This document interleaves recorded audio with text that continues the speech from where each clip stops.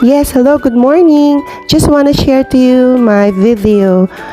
It's been 2 years that I have a pituitary tumor, and now I am grateful and thankful to God because I'm still here. I'm still alive. Thank you, Jesus, and also to my husband. Thank you for taking care of me. I love you so much, Dad, my aking irog. I could conquer the world with just one hand as long as you were holding the other. O, diba? The Bible says in Isaiah 46 verse 4 in other translations, "Even to your old age I am He, and to gray hairs I will carry you. I will make and I will bear. I will carry and I will say, I will be your God throughout your lifetime until your hair is white with age." Hallelujah for this wonderful verse. That's why, thank you, Lord. Thank you for everything. Thank you, aking irog, for taking care of me. Kita naman. Kaya, kahit pumuti na ating mga buhok, kahit tayo uugod-ugod na, still, nandito pa rin tayo sa mundo.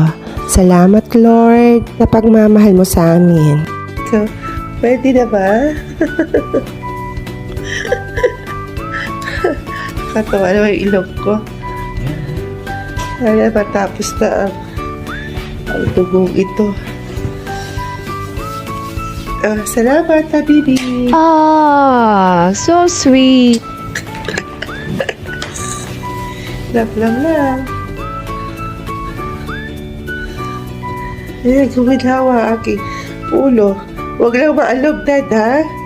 Dahil dyan ang operasyon. Sa utak. Okay. Thank you. Love you. Kita mo naman ako. Napunasan na ako. Nasa ko na yung pako niya, baby.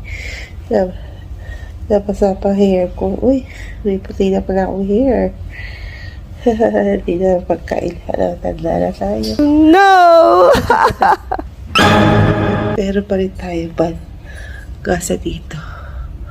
Pero pa rin blood na lumalabas. So, kaya kapaitan na rin. Ito aking journey sa pituitary tumor.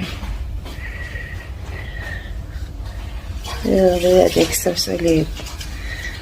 Pero papakiramdam ka, so, konti lula.